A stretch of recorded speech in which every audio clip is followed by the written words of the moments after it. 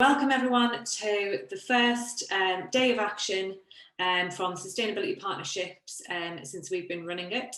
My name is Georgia Halson. I'm the co-founder of Sustainability Partnerships with my partner Nathan, who's also on the call today. Today we're running 3 webinars in one day, which is no small feat, so I have to say thank you to my team who have helped put this whole thing together. And the first webinar this morning is going to be on transport, driving a greener transport within the system within the NHS. A lot of you may have travelled to work today, you may still be working from home. And we thought that we'd start off with this as it's a really pertinent topic within the whole greener NHS agenda. So we're going to be looking at sustainable transport challenges faced by the NHS now and in the future. We're going to be discussing what actions are needed to reduce our impact on the environment, and we're going to be talking about new technologies, new behaviour changes, and just anything that's going to take us one step closer to decarbonising mobility in general within the NHS. So I'm going to start off with a quick video introducing Sustainability Partnerships, if you don't know who we are. I won't do that every webinar today because I don't want to be repeating ourselves, and this just allows for a little bit more of an entertaining introduction than just sort of listening to me doing the same old thing. So I'll share that with you guys now. My panelists can let me know that you can see. Thanks, Nathan.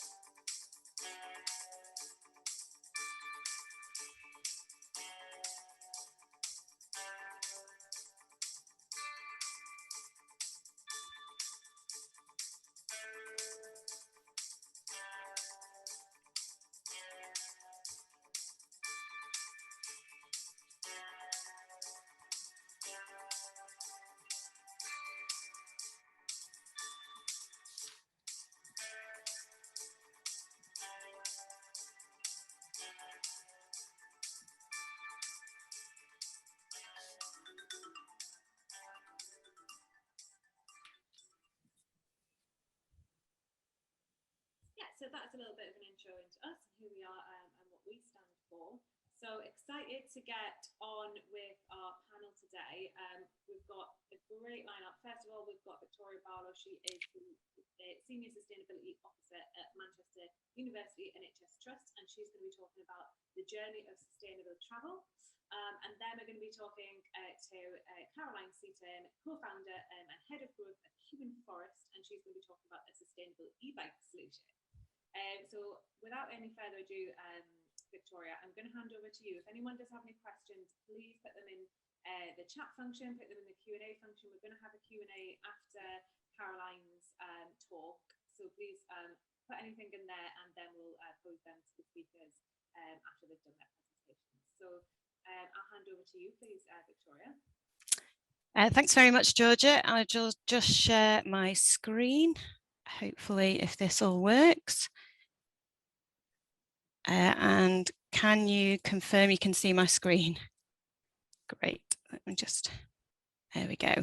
So morning, everyone. Yeah, my name's Victoria Barlow. I'm a Senior Sustainability Officer at Manchester University NHS Foundation Trust, or MFT, as it's better known and easier to say. Thanks so much for having me to speak to you today on the Sustainability Day of Action. I'm really looking forward to seeing all the great activities that are going on across the NHS. I'm also loving my eco goodie box as well, so thank you very much for sending that across. So as Georgia said, I'm here today to talk about the journey of sustainable travel travel at MFT, just kind of run through why we're interested in it as a topic, look at what interventions and actions we've put into place, and then have a sort of consideration of what we're doing in the future. So I've been with the Trust for just over a year now. It's been a bit of a roller coaster ride joining the NHS in the middle of a pandemic, and especially with the demand that we've seen for sustainable travel options. There's always more to do. I know that travel can also be a very emotive topic as well, and it's an area which can be quite challenging to make some behavioural changes. But once that behaviour change and that behaviour shift takes place, the benefits are massive. So just a little bit about MFT for those who don't know who we are.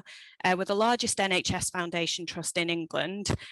We do need to update our infographics as well, as we now have 28,000 staff, about a £2 billion turnover, and we provide care to over 750,000 people across Manchester and Trafford.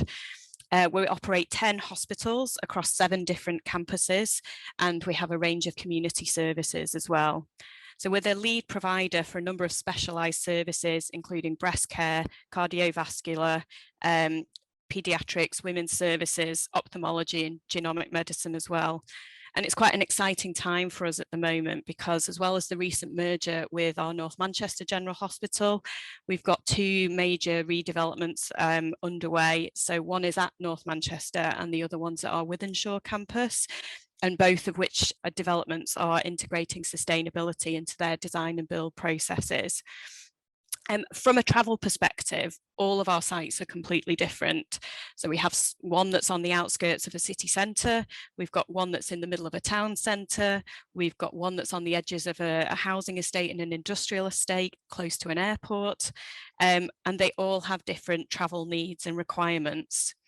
So just first of all, I wanted to take a step back really and look at what are the impacts of travel, the environmental impacts. Well, firstly, the Trust both contributes to and is affected by the environmental impacts of travel and transport. So annually, we facilitate over 28,000 employees travelling to and from work. We're one of the biggest employers in Greater Manchester. We're treating over 2 million patients every year. And in 2019, we travelled over 6 million miles for business needs, all of which has an impact. Firstly, it's obviously carbon emissions, which leads to climate change. We know that the climate emergency is also a health emergency as well. So, for example, 10 of the hottest years on record occurred in the last decade alone. And a study released just a couple of days ago by the University of Bern found that heat waves caused by climate change are killing more than 200 people in the UK every year, which puts increasing pressure on an already resource-stretched NHS. We're also experiencing increasing intensity of storms and flooding incidences, which are only predicted to get worse as well. So for us at MFT, our carbon footprint is made up of a number of different issues: waste, energy, anaesthetic gases, and travel as well. So our travel carbon footprint contributes about 8% to the whole total. And of that 8%, we've got about 45% made up of patient and visitor travel, and we've got about 50% that is made up from staff commuting. So that's actually quite challenging, because these are areas that we have very little direct control over. We just can influence them and support and try and create change in an influencing way, rather than kind of putting policy amends and changes in place, which can make it quite difficult. So other impacts of transport, air pollution. So it's estimated it causes about 7 million premature deaths across the world every year. In Greater Manchester, it's around about 1,200 early deaths every year attributed to air quality. And Manchester has the highest rate of emergency asthma admissions in the UK. So air pollution increases the risk of health conditions such as lung cancer and chronic pulmonary diseases. And it tends to have a greater impact on certain groups, whether that be children, pregnant women, older people, and people with pre-existing medical conditions as well. We've got congestion in the local environment. Congestion creates real challenges for people being able to arrive at their destinations on time, which in the NHS can result in missed appointments. And it has a direct cost impact on healthcare organisations. So a survey back in 2018 from the National Infrastructure Commission showed that Manchester suffered the worst congestion in England outside of London, with average speeds of 15 miles an hour across the city. And also we know that some research has been done that shows that trips in Greater Manchester, which are under 1 kilometre, over 30% of those trips are made by car. So that's a journey that can probably be done in 10 minutes walking time. So we know that traffic congestion worsens air quality, increases emissions, and creates economic inefficiencies as well. And with 3.5% of all road travel attributable to the NHS, we all have a part to play in kind of looking at reducing the traffic on the roads. There is some great work going on in the Greater Manchester region, and it is the council and the authorities there are investing quite a lot of money into improving transport options. So one example is the B network, which is delivering new and enhanced cycling and walking schemes across the sort of city region. So that definitely will help. But again, it's getting that behaviour shift to utilise that new infrastructure. There's also health and well-being impact as well. So physical inactivity contributes to 1 in 6 deaths in the UK and costs about £7.4 billion per year to businesses in the wider society. And active travel, both cycling and walking, has a positive impact on mental health, and it's a really good way to build physical activity into people's busy days. A survey of people cycling the National Cycle Network found that they were taking half as many sick days as the average UK worker because they were able to build in some sort of physical activity into their work, into their commuting day. So at MFT, we're looking at tackling all these different impacts through our healthy travel strategy. And we've put into place a number of initiatives across a range of different travel types. And we've categorized those travel types into what we would consider core travel. So that's travel where we would have a direct control over, so we can make those policy amends, we can monitor effectively, and we can work within our organisation to make that shift. So that would be things like business travel and our own transport fleet. And then we have the community travel needs, and that's again where we have more of an influencing role. So that would be on staff commuting and patient and visitor travel. So just to take you through a couple of the different areas that we're working with. So for business travel, I mean, obviously the pandemic has had a significant impact on business travel. Just look at us today, we're all getting together remotely. The pandemic has enabled us to get to grips with this technology pretty quickly and proven that it can work and it can be an effective way of working. And this was reflected in our staff travel survey that we conducted last year. And the results were showing that 97% of our meetings were reported as being online. And this is compared to just 3% pre-COVID. So it's had a massive impact through very little intervention that I've had in particular. And although there's a desire to get back to in-person meetings and in-person working, there's still going to be that remote option there now that the technology has been proven to work. So overall, we've seen about a 40% reduction in our business mileage between 2019-20 and 2020-21. Again, it will increase definitely, but I don't think it will increase to the extent that we had pre-COVID. To help support some business travel journeys between our sites, we have a shuttle bus in place. So we operate 2 shuttle bus services using an external provider.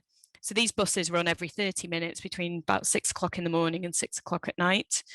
Staff are able to travel for free on this service, and any patients can use the service as well. They're charged a £1 fee. Its utilisation has been impacted heavily by COVID, but we are looking at how we can build that back up again with better promotion to staff and patients, and also although it's not a public transport service, there has been a little bit of a lack of trust in public transport and its cleanliness and people being confident to use it. So we're kind of just battling with that at the moment as well. But when people do use the service, it is highly rated, and we've also been able to work to add additional stops to support some office relocations that we've had as well, which is then helping our staff travel to work.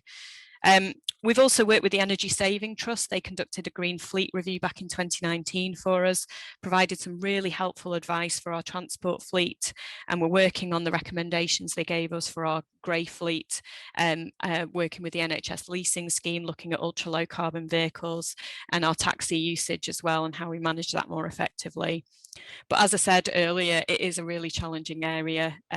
We've got a large volume of community-based staff who need to travel for their work. We have a couple of cyclists in that group, but in the main it's done by car and by vehicle just due to the equipment that's needed to be carried around. And also the fact that we have very little influence over the community centres that these staff work from to be able to put the right infrastructure in place to support more sustainable options. Ease of use as well. You know, it's very easy to be able to book a taxi, especially if that's standard practice and that's what your colleagues are doing to get from A to B. So we're just looking at how we can better guide staff into looking at other options, other alternatives such as the shuttle bus, if they're going between our Oxford Road campus and Trafford, for example, and they're booking a taxi, actually, can they get a shuttle bus to prevent that journey from being duplicated? Our transport team, so we run an in-house transport fleet, which run a variety of different jobs between our sites and other healthcare facilities across Greater Manchester. So in this financial year, we've switched 8 of our vehicles over from diesel vans to electric vehicles. It did take a bit of time to bed in with our drivers. We had to address fears over charging, how to charge the vehicles, a little bit of range anxiety. But with the support and guidance and just testing it out, the drivers are now fully embracing these vehicles and they're working brilliantly. So this switch is helping us to reduce carbon emissions by about 70 tonnes a year. And these vehicles have proved really successful with the transport team. So we're looking to see how we can expand them out across other fleet services as well, such as the pathology fleet. And one exciting project that's just started really is working in partnership with Chorlton Bike Deliveries to use an electric cargo bike to move samples between sites. So it only started in March this year. And what they're doing is collecting medical samples from local GP practices and then transporting them over to Withington Community Hospital twice a day, every weekday. So it's still in the pilot phase at the moment, and there are a few issues that are being ironed out. But again, we're going to look at ways this service could be expanded. But it's great because it's making sure that even the transport fleet used to do that service using the electric vehicles, which is a slightly better option. It's taking those vehicles off the road, and those vehicles can then be deployed elsewhere to do larger jobs that can't be done by cargo bike. So I'll be really excited to see the sort of results from this once we come out of the pilot phase. Staff commuting, we've run a number of initiatives on this for a number of years, mainly focused around promoting and supporting active travel. It's just about giving people access to a variety of different options to see what works best for them.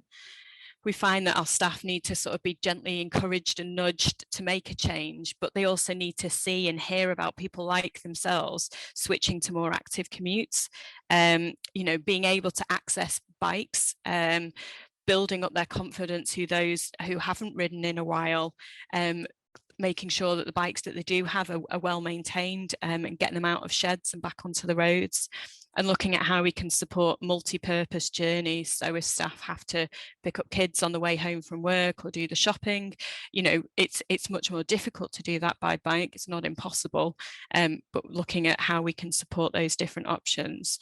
So I've just put a few little photos of stuff that we have on our sites, but the first one is just communicating about the different options. So we use a free online tool called Travel Line. It's a free journey planning tool. You put in your postcode, your start postcode, your destination postcode, and it comes up with all the different public transport options, how long it takes you to get there. And it's just a really free, easy, accessible tool that anybody can use to just see if public transport is an option for them.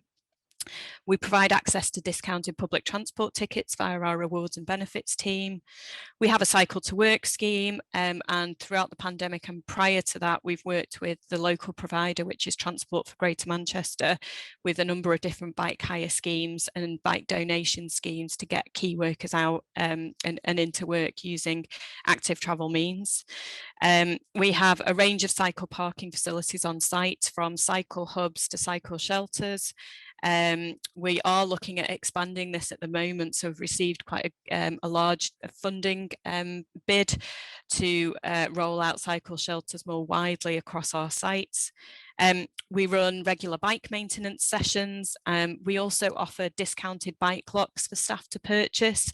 So unfortunately, just due to the ability to be able to access bikes during the pandemic, we have been targeted by bike thefts. So what we are doing is is ensuring that staff are using a secure D-lock bike to park the bike up when they come to work. So at least it's more of a preventative measure. And that's helping to ensure that bikes are still there when staff leave work at the end of the day. There's nothing worse than coming out of a 12-hour shift and finding your transport home has disappeared. So yeah, we also have electric vehicle charging points across the site. Again, we're looking at expanding those out. And then just something that's quite an interesting one that we've just launched is, as part of our Green Rewards staff engagement programme, we've launched an MFT cycling club in April, and this runs until October this year. So by being part of this cycling club, staff are guided through a series of targeted actions aimed at improving cycling confidence through to supporting those much more experienced cyclists. So those staff that participate earn points, and the highest point scorers each month win prizes. So far, we've had 202 members sign up. They've logged just over 2,600 miles, and we've kind of targeted them with traveling over 8,000 miles to get to the Tokyo Olympics. We've tried to look at making the programme as inclusive as possible. So signpost to resources from Wheels for All, which is an accessible cycling charity, and make reference to Paralympians as well as Olympians for kind of inspirational needs. There is a longer term ambition to kind of focus on the leisure cyclist and the non-cyclist, to be able to get them into a better position so that when they feel confident and able enough and ready, that they then can cycle to work when they're able to. So again, just really, it's a really nice programme. Our staff have responded really well to it, and we'll see how that goes as to how we can then expand and improve on it. Then patient and visitor, just wanted to go on to our staff travel survey as well. So we did the travel survey back in July, and our staff cycling rates has actually doubled from 9% to 18% due to the pandemic. So this was obviously helped by the good weather we had last year. We had a number of pop-up cycle lanes. We had the government advice saying not to use public transport, car sharing, and also we had much more quieter roads as well. But actually, you know, that was great to see that influx of cyclists that we had to site, but it did create some challenges for us because we just didn't have enough cycle parking facilities for that increased demand. So hence why we've got this funding bid to roll out additional cycling shelters. So it's going to be interesting to see what is reported this year within our staff travel survey.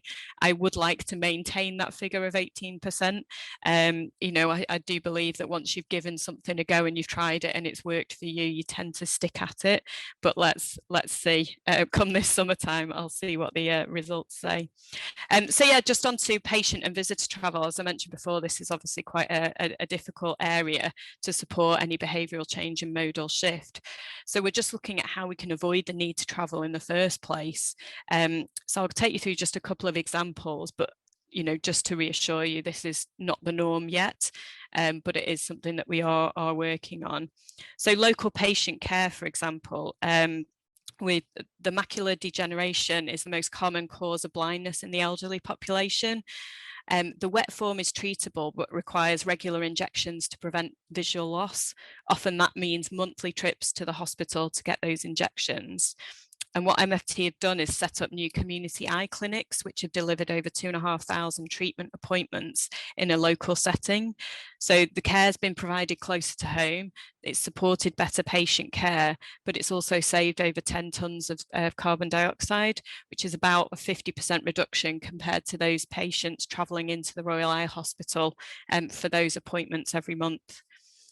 Looking at remote patient care as well. So again, prior to the pandemic, we had about 1,500 patients having hip and knee replacements at our orthopaedic centre at Trafford Hospital. And as part of this process, patients would be attending a pre-op education programme in a face-to-face group setting. This was changed to an innovative online education class designed collaboratively between MFT and Johnson & Johnson medical devices. So this project has helped to minimise the number of hospital visits required before surgery. It's improving the patient experience and enhanced recovery pathway as safely as possible. And then looking at virtual outpatient appointments. So we're starting to move to more of a virtual outpatient appointments. And again, this was ramped up due to COVID. So this year we've run about 30% of our outpatient appointments as online. And this helped to avoid nearly 381,000 journeys across the year, which is massive. And again, I think it's a desire across the NHS to kind of roll this out more widely. We're also doing a little bit of encouragement to modal switch through communication. So again, we work with Transport for Greater Manchester to promote different options to get to our site. So that's just a screenshot of Transport for Greater Manchester's website that kind of tells you the public transport options to get to different healthcare facilities across the region. We've also got a public EV public charging infrastructure across our sites. So that's run by a network, which is a public network that's growing across Greater Manchester as well. So again, not saying that EV charging is our answer to everything, but I think it just helps to be able to, if you're coming to visit our site, to be able to charge your vehicle there and then go. And then finally, just sort of wanted to talk about collaboration work we do, reporting, and a bit on what we're doing for the future. So there's a number of collaborative working groups we're part of, which really helps us to understand what best practices are out there, what innovations are out there, how to overcome any potential challenges that other NHS trusts have had, and share learnings. So examples include the Oxford Road corridor, which is one of the main routes from South Manchester into the city centre, and involves quite a lot of the larger organisations that are based on that route, such as ourselves and the universities. And through this group, we're able to help support and give evidence to the council to install a segregated cycleway across the Oxford Road corridor. We're also members of the Car Parking and Sustainable Transport NPAG group, and a member of a number of different Transport for Greater Manchester Sustainable Journey programmes as well. Reporting obligations, again, it just helps to keep you accountable, as well as promote and get recognition for what you're doing, such as our annual sustainability report. We report into the Clean Air Hospital framework as well. And this year last year, should I say, we were awarded a Platinum Award from Transport for Greater Manchester's Sustainable Journeys programme. It just really helps you keep you motivated as well, especially if you end up dealing with a lot of staff complaints that there isn't enough cycle parking available on your sites, or there's not enough EV charges. It just helps you to kind of take stock and go, actually, we have achieved quite a lot in what we do. So in summary, really, there are a range of interventions you can put into place to support modal shift, and there's always more to do. So as I've mentioned throughout the talk, we're looking at rolling out cycling infrastructure, increasing the number of EV chargers for both staff and public. We are looking at an EV bike hire scheme as well, and hoping to launch that shortly. We're looking at how we give advice to kind of new staff recruits and give them alternatives to get to work before they get stuck into a travel habit. So at the moment, the only kind of advice that new recruits are given is how to apply for a parking permit. So not ideal when there's obviously other options out there for people. So thanks very much for listening. I hope I've been able to provide some food for thought and some inspiration and some ideas on what you can do within your own trusts as well. So thank you. Stop sharing my screen. Thanks, Victoria.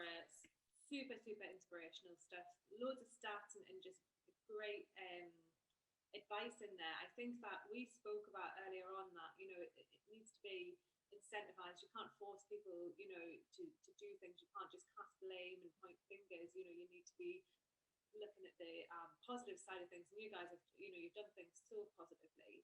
And you need to see, you know, it needs to be led by example. You need to see people going out and doing those things. It can't just be like, you know, Boris Johnson on his bike, like no one can relate to that. And we've also talked about like this vicious cycle as well of the NHS itself contributing to emissions, and being a vicious cycle of then people becoming ill because of air quality issues.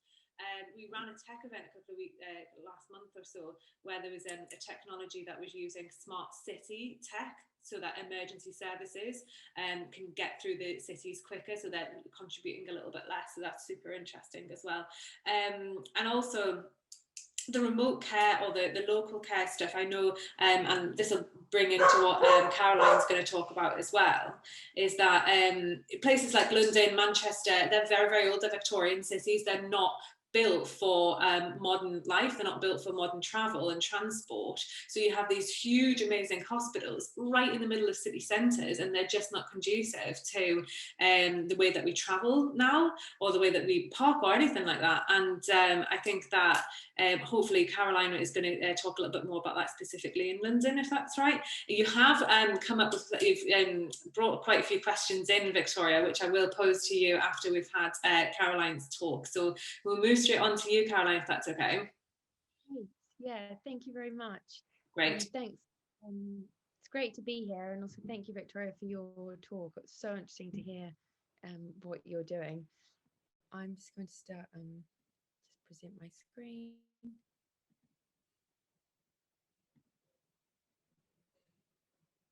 Can you see that all right? You're just a little bit quiet, Caroline, but it's perfect. We can see. Is that all right now, or just I'll project a bit better? Yeah, that's better. So I won't go into too much detail on this. Victoria's done a brilliant job in setting out the contribution that transport has on towards greenhouse gas emissions and to climate change. And we at Human Forest are just wanting to tackle a little part of the problem in helping people convert change their transport behavior to sustainable bikes. And what we've created here is this is our bike, and actually you are the first people to see our new model, which we're launching in London next week, and it's 100% sustainable. Our operations are all carbon negative. We're aiming to be carbon negative. They're currently carbon neutral, completely serviced using electric vehicles. It's also one of the most affordable options in London, and I'm going to talk about that a little bit more shortly. And then accessible to a broader demographic of people compared to some of the other options in the market. It's a lighter bike, and it's also not as high the seat as other competitors, which just means that we get a lot more women riding the bike than others, and a greater spread of heights too. So how does it work? So you download the Human Forest app and create an account. And then everybody that does that is entitled to 10 minutes free riding per day, no unlocking fee. And then they also have the option to earn further minutes from our partner companies. So we partner with sustainably minded businesses that share our vision of a greener future. And this means that it works brilliantly for our community, because they're also learning about different ways that they can become more sustainable in their daily life through some of the adverts of our partners. And this is one example here. So when you open the app, you'll get an advert, and it's not really a commoditized ad platform. It's more about brand awareness and looking at ways that you can be more sustainable. And then when you end your ride, you also get another in-app message. Now, once that 10 minutes is used up, or your whole 3 minute sort of allocation, it's then 15p per minute. And this is just an example of some of the other partnerships that we had during our trial last summer, and the businesses we've been working with to really enable that 10 free minutes. And what we think is really important about that 10 minutes free, and it sort of picks up a bit on what Victoria is saying as well, it's how do you what's the catalyst for people to really change their transport behavior and to get people comfortable with bikes, and in this case particularly e-bikes, which do break down, make the city a lot smaller and increase the connectivity with that electric component, particularly if you're in a hilly city. And it means that people, it's £4.50 if you were to take one of our competitors for a 20-minute ride, and £1.50 if you were to take a human forest. So it's a really big difference, and does just mean, I think, that people are more prepared to give it a go. So initially we're just going to be in London, which I know probably rules some of you on the call out, but we're definitely looking at expansion and working with other cities and with other trusts, NHS trusts in particular, whereby we can run schemes particularly for your employees. So if that's something that you want to pick up after that call, we'd love to chat with you. In the beginning, from the beginning of next month, we're going to just be in these 5 London boroughs, and 3 months later we'll add 5 more boroughs, including some travel corridors as well. And as I mentioned in the last bullet there, we're also working with private landlords, so that could be an NHS trust too, to create what I'm going to discuss on this slide, which is bays. So these are just digital bays, which we can create outside your hospitals, or in good locations for some of your colleagues, so that they can rely on the Human Forest Service to get to and from work.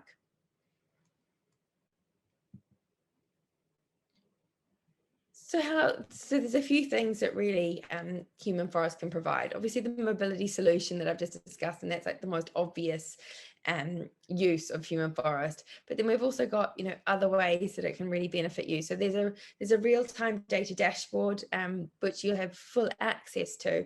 So this allows you to track the start and end points of all the journeys of your colleagues, obviously in an aggregated form that's completely GDPR compliant, but it allows you to kind of understand a little bit of the transport behaviour. You can also just measure exactly how much the Human Forest Initiative is saving your particular NHS trust in terms of CO2, in terms of emissions. And you can also create, as a fun way to sort of encourage a bit of camaraderie among teams. You can have competitions between different floors, different departments, or just a select group of people that would like to enter into competition, and you can measure that all through the dashboard that you'll have access to. I don't think any of you need convincing of the wellness benefits of cycling, and I think Victoria's discussed that really well. So that is another aspect, number 3. And then number 4, it's also a communications channel, so you can be sending in-app messages and push notifications to your community as another way to stay in touch. And then just lastly, it's encouraging sustainability. It's really it's a way for you to show how important sustainability is to you, and give them an alternative that really helps. And this is just what the dashboard looks like. So these are all the different insights that you can measure. And so the miles ridden here, we've got the hours spent outside, the amount of money saved, and then also along here is the what different challenges you could set for some of your colleagues. And that's it. Thank you.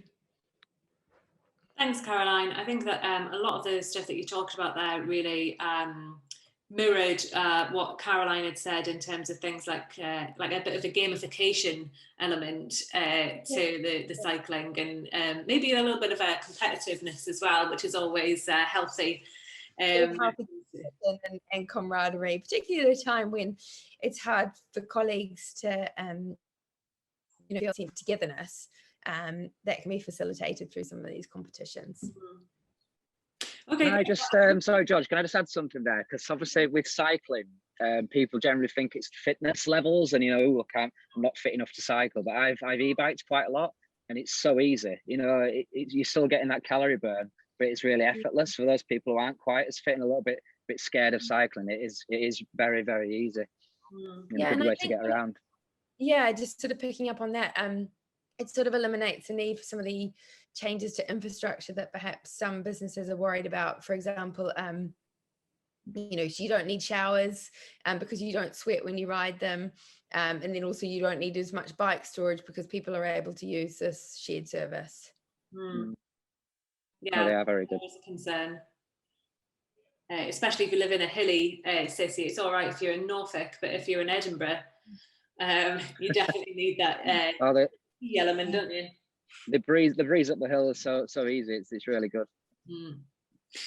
So we've got quite a few questions that I'll dive into. We've got one for you, Caroline, about when looking into making, for Victoria, when we're looking into making the cycle club inclusive, have you looked into cycle parking provision for inclusive bikes? Well, our bikes. So that was for Victoria. I said to, but Caroline, you jump in after Victoria as well, because I know that you. Sorry, I wasn't 100%. I was going to not be able to answer that directly, so I'm much happy to hand it on over to Victoria. It is something we've looked into. It isn't something that we've put into place at the moment, and mainly because there's very limited specialist, or from what we've come across, there's limited specialist equipment that can help you other than just a larger space between your Sheffield stands, for example. So when you're in a space constrained cycle shelter, it's then very difficult to make, you want to maximize the number of bikes that you can park in there. So sometimes accessible cycling is not accounted for within those dedicated cycle shelters. So then you're looking at then publicly available areas that are more open, that you can have larger spaces between your Sheffield stands for. So it is something that I would like to roll out more. I think because we don't have the demand from staff just yet for accessible parking areas, the demand is coming for just increasing the number of cycle parking spaces. It's something that's taken, unfortunately, it's a bit lower down on the priority list, but it is something, once I've rolled out these additional cycle shelters, it is something that I want to look at, having a dedicated kind of accessible parking area, because it's not just for accessible bikes as well, but more kind of the e-cargo bikes as well. So they've got the larger front area. We have some bikes that I've seen on site that are, they obviously got a trailer on the front of it or at the back for pulling your kids around as well. So just being able to, but they weren't able to actually attach to a Sheffield stand because of this large structure on the bike. So again, it's looking at kind of the different bikes that are coming to site and what kind of parking we have available, but we're not quite at that stage just yet. So if anybody does have any really good examples of accessible parking facilities, please send them my way, because I've not seen that many, or even any guidance on it as well, in terms of what's the recommended spacing between the Sheffield stands would be really useful. So if anyone's got anything, please let me know. Great, and I see Philip in the chat has said to come to Sheffield, Caroline. Is it very hilly in Sheffield? Even if it's not, they can definitely benefit. Another one we've got from Alexis for you, Victoria. Yes, very hilly, Philip says. Do you have parking that you're looking to implement with EV charging? Will you be implementing EV charging for staff, patients, and other NHS organisations? Yeah, so again, the current EV provision that we have in place has probably been installed quite organically, so just wherever there's been a need. So I think what I'm trying to do is put a more strategic plan behind it. So looking at what is our electrical capacity within our different sites, what is, where do we have spaces that can be allocated, and then also kind of how can we prioritize more of the specialist vehicles? So potentially when electric ambulances roll out more widely, where do we then, we need to prioritise the sort of electrical capacity to those vehicles and use the kind of staff and public charging as more of a emergency top-up facility. I'd say at the moment what we've got with our staff is more of a, it's a perk. So they come in, plug the vehicle in, stay in the space for kind of 5-6 hours or however long their shift is, and then go. But actually we're not getting a good turnover of our electric charging spaces and making most use of the existing infrastructure that we have in place. So it's kind of a little bit of a blended approach that we're looking at in terms of, well, actually, how do we maximize the use of the existing charging infrastructure? How do we then roll out new infrastructure across our different sites, and where is that demand and where is that capacity available? And then actually, how do we make sure that we don't just install a load of EV charging points, which is great for the next 5 years, but actually after that, battery technology changes, the way that charging works changes. You know, everyone wants a rapid charger. There's actually charging hubs that might just be down the road that you can go in and park up for 30 minutes, charge your vehicle, and away you go. And actually you don't necessarily need a full rollout of equipment on your NHS car parks. So it's kind of a little bit of a balanced approach that we're taking there. But I'd say again, we're probably more at the start of that journey, and we haven't got it right yet, but we're looking to put a bit more of a strategic look around how we roll out that EV charging infrastructure.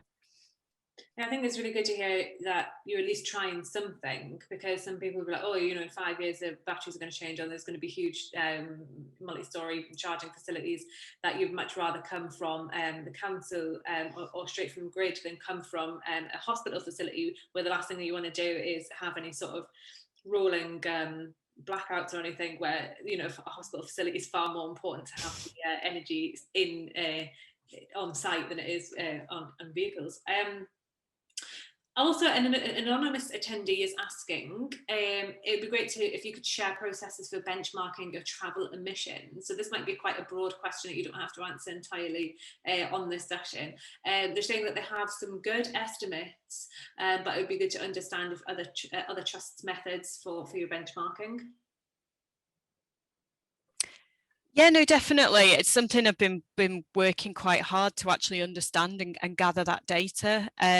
So I'd say for staff commuting and patient and visitor commuting, we use the HOT tool, the Health Outcomes of Travel and Transport. I can't remember what it stands for now. We use the assumptions that are based in that. So that's quite a well-recognised tool, I think, within the NHS. It's not perfect, absolutely, but it gives you a good overall estimate of what those numbers look like. And I think I just wanted to get an understanding of all the different travel types that we do and how they contribute to that overall kind of percentage of our carbon footprint, to then know where to focus the interventions. So again, I think there'd been an awful lot looking at our transport team, which is great, and it needs to happen, but then that's a very small, a minor percentage of our overall carbon footprint, and actually the patient and visitor contribution is probably much higher, but we have less control over it. So it's quite, you know, it's just it is quite difficult. But yeah, absolutely happy to, if they, you know, for somebody to I'm happy to kind of share how we did that kind of outside of this call, if they want to get in touch with me. I'm happy to kind of have a chat with them about what we did. And if anyone else does have any recommendations on benchmarking, feel free to put that in the chat as well. And I wonder, you know, all of the data that you're producing, Caroline, from your app and all of the, wherever, you know, the data that you're storing that powers your dashboards there. I wonder, is that, you know, if you have something like that, HOT, is that what it was called, Victoria? Yeah.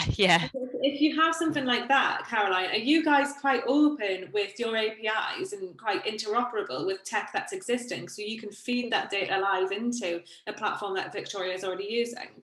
We can Oh, we've lost Caroline a little bit. She is in New Zealand, so we'll have to forgive.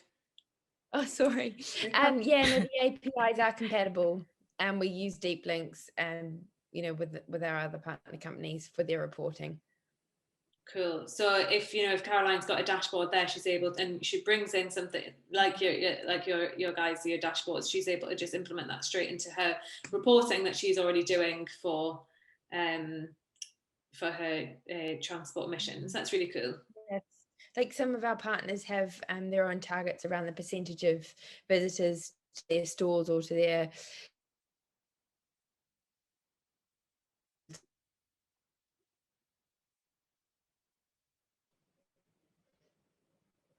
Sorry, you broke up there again. Oh, sorry. Just saying, a number of the partners that we work with have targets around the number of people coming to Oh, no. via sustainable modes of transport. And so they use our API to feed directly into the progress against those goals. Okay, that's really interesting to use, because I know trust by trust is probably a lot of different technologies that are being using. So it's being used so as much as things can be interoperable across the entirety of the NHS, the better. I'm going to finish off with asking. Sorry, there's another question here from Philip for you, Victoria, about have you looked at e-car sharing / carpoos for staff workers who travel for work, such as community workers? No, we haven't looked into that just yet. I think there's a difficulty with who is responsible for some of those community sites. So to install the kind of the charging infrastructure that might be needed to support that, but it is certainly something that we will look into in the future. I think we've just got quite a lot of work to do at the moment with just getting the strategy embedded within the organisation, making sure that we're rolling out those cycle shelters and start to chip away at some of those things. But absolutely, I think if we come back next year to present, I'd like to think that we're a bit more advanced in than what we're doing with our community travel as well. Oh, amazing. Yeah, we'd be more than happy to have you on again next year and see how far you've come with everything. I'm sure that it's going to be a long way. So yeah, I'll just finish off with a question sort of for both of you. And, we've talked about technology in various guises and how data is sort of pushing forward how benchmarking and then making sure that there is demonstrable change. You've talked about virtual outpatients, and virtual GP. I've spoken to my GP just on video calls because I don't want to go there right now. And I wonder, Victoria, first, if you want to tell me, what do you think maybe is in the next year or the next 5 years? What do you think are going to be like the big changes when it comes to advancements, either in technology or just in the way that we look at travel and transport? Good question. I think absolutely the rollout of digital is going to be one of the big game changers, really. I think it's been coming for a long time, but I think the pandemic has forced our hand a little bit, and that change has accelerated. So I think, and as more of the kind of the younger generations coming through the workforce and the ranks are much more used to technology and can work with it, I think it becomes more prevalent. So people will be quite happy to video chat their doctor or whatever it might be. Whereas I think for some of like my parents' generation, although they're technically savvy, they'd still want to do more of a face-to-face. So it's kind of, as those younger generations start to move through, there'll be potentially less of that need to do a lot of the face-to-face stuff. And I think it's just looking for those innovations that are out there. So where there is a lot of outpatient appointments, for example, is there a way of reducing the need to travel? And obviously a lot of those things end up improving patient care as well, which is another driver for the NHS. So I think the rollout of digital is going to be a massive game changer over the next 5 years. And the fact that a lot more of us are now more used to it, and we found workarounds and we found ways to deal with it. I think that will help. I think the electrification of the you know, the car market is going to be a massive game changer as well. You know, the number of models that are out there at the moment, the price is coming down quite a lot. You know, it's whereas it used to be quite uncommon to see those vehicles, they're now everywhere. You see them all the time. The increased number of e-bikes that are out there, you know, as Nathan mentioned, that people who maybe don't want to get sweaty whilst they're out riding a bike, there's many that do, but there's some that don't, but they just, you know, like to have that freedom to be able to go out and cycle, but without putting too much effort into it. And then for organisations such as ourselves, then having that additional infrastructure, I think that'll be more common. And I certainly think, you know, there's definitely more cyclists on the roads, and with the kind of increase of the low traffic neighborhoods, and the sort of cycle pop-up lanes, and people feeling like they've been given a bit more road space to actually go out there and cycle, I think that's definitely going to help and improve. And I think just people having a lot more focus on their health at the moment, you know, and they want to be healthy, and they want to keep well for a long time. So getting out and getting active will help them do that. And again, it's just about kind of building it into that your daily routine, rather than making it something additional that then you tend to ignore, or I do anyway. And once I've got home from a hard day, the last thing I want to do is go out to the gym. But you know, obviously that's not everybody. But yeah, so I think though that sort of rollout of digital, the new sort of innovations that are coming with e-bikes and e-vehicles as well, is going to be massive over the next 5 years. Yeah. Great. And Caroline, did you have anything to add to that you think? Yeah, I mean, I think we've seen, particularly even just the last year of operations accelerated by the pandemic, as you mentioned, this additional cycling infrastructure, which is really going to help to try and drive that modal shift. And as an operator, we're seeing that, you know, micromobility solutions are no longer kind of a novel concept. They are really becoming something that is more entrenched within people's consideration set. And as there's more and more operators, you know, this obviously the scooter trial is another element of that. People are seeing micromobility as a reliable way to come to and from work, or to complement their existing, you know, transport habits. So we really hope that you know, the increase in cycling levels that we've seen over the last year continue, and that people do continue those, you know, really good habits that are formed, and that we can drive a cultural change to cycle a bit more. I think the other thing that we're really going to see more of is, you know, perhaps cargo e-bikes, so different use cases for bikes as well, not just limited to the, you know, when you just got your backpack or you're going to and from work. And the other thing that we're really working on too is just how to minimize the operational impact of these shared micromobility solutions. So further battery optimization, we're looking at ways that we can work with our community to swap out the batteries and that sort of thing, in return for further free minutes, to just really ensure that it's we tread lightly on this earth through our initiative. Perfect. What a lovely way to end our first webinar for the Day of Action. So first of all, thank you so much to Caroline and to Victoria. Both of you were absolutely amazing, great insights, wonderful discussion. Thank you to everyone who turned up to the webinar this morning as well. Some great questions, some great conversations. So this is one of three. Next up at 12:30 is taking a bite out of carbon emissions and nutrition within the NHS. Nathan is going to be hosting that one for you. And then later on this afternoon at 3 p.m, we have an event all about infrastructure and energy. So look forward to seeing everyone at both of those events today. And thanks again so much to the panel and to everyone for joining.